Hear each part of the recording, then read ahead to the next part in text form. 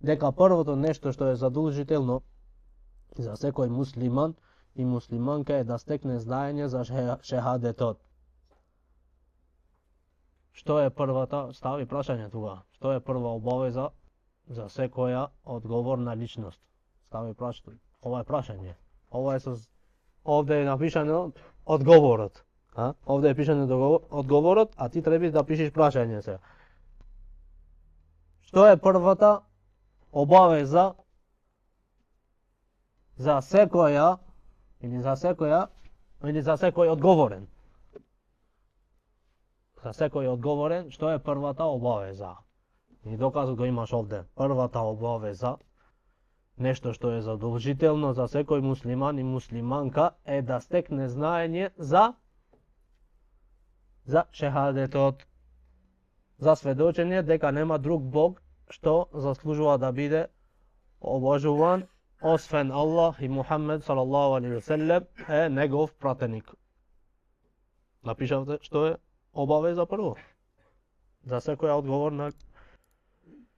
Велид ибн Абил Из الحنفي في شرحه للطحاوية أو على الطحاوية رحمه الله تعالى ولد ولهذا كان الصحيح أن أول واجب على المكلف شهادة أن لا إله إلا الله بل أئمة السلف متفقون أن أول ما يؤمر به العبد الشهادتان فالتوحيد أول ما يدخل به في الإسلام وما يخرج به من الدنيا.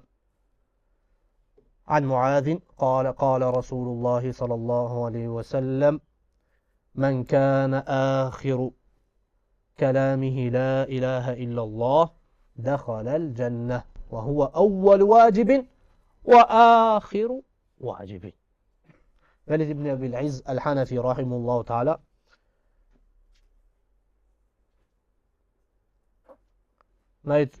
то што е вистина дека првата обавеза за секој одговорен е сведоштото дека нема Бог што заслужува да се обожава освен Аллах субханаху ва таала и Мухаммед салаллаху алейхи ве селем е неговиот пратеник.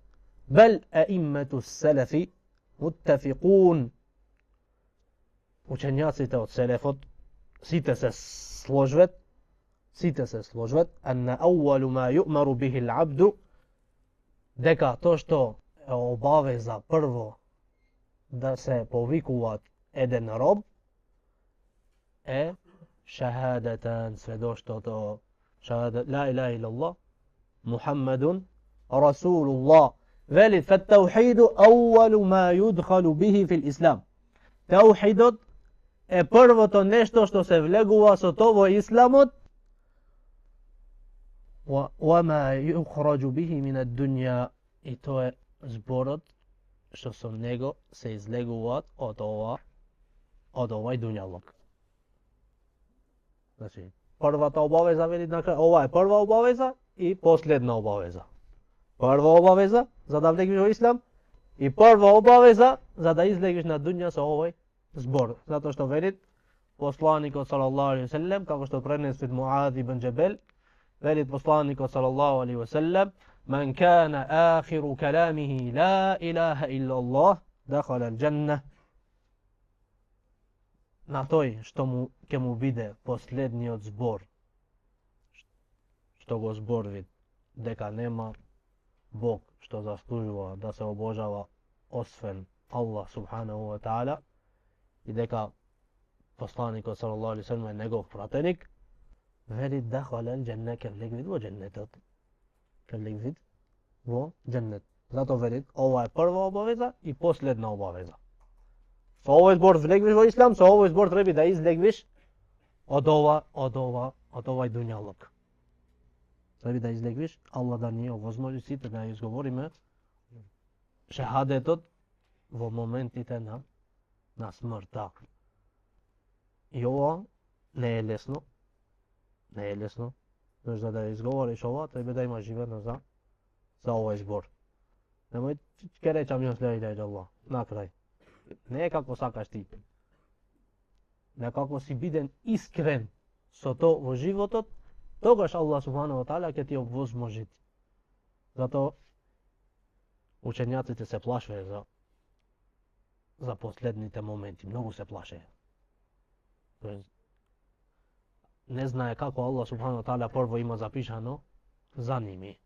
Дали имат напишано за ними кога ги имат створено дека овие ќе бидат за дженетлиите или пак за дженемлиите. Ти не знаеш што има пишано Аллах субхану ва таала во леухе махфуз. Ти цело време можеш да живееш сега како муслиман, како муслиман. Како што вели посланикот саллаллаху алейхи ва саллем, немате останато измеѓу него и смртта колку? Колку? Колку е ова? Не. Од овде до овде. Зира. Една рака. Цела. Од овде до овде. Толку близо му е дженнетот. И му дојде наредбата од Аллах субхану ва таала, што има напишано за него дека да биде за дженемлиите. И го гледаш овој, почви пред да умри, ојд во заблуда. Си умрат и ојд во джехеннем, Аллах да не чува. Некој друг цел живот го гледаме ние од дженемлиите. Немате останато за да влегне дженнем, само една рака цел. Се покај, зашто Аллах субхану ва таала напиша на овој ќе видите од дженетлиите. Се покај и влегни во дженнет. Умрет и влегни во дженнет. Затоа никогаш немој да бидиш сигурен со твоето верување. Треба да му се молиш на Аллах субхану ва таала да те учврсти и да те зајакни за вера и да умриш со иман. Зашто не знаеш што има напишано на Аллах субхану ва таала за тебе во крајните моменти. Може да излегвиш од вера. После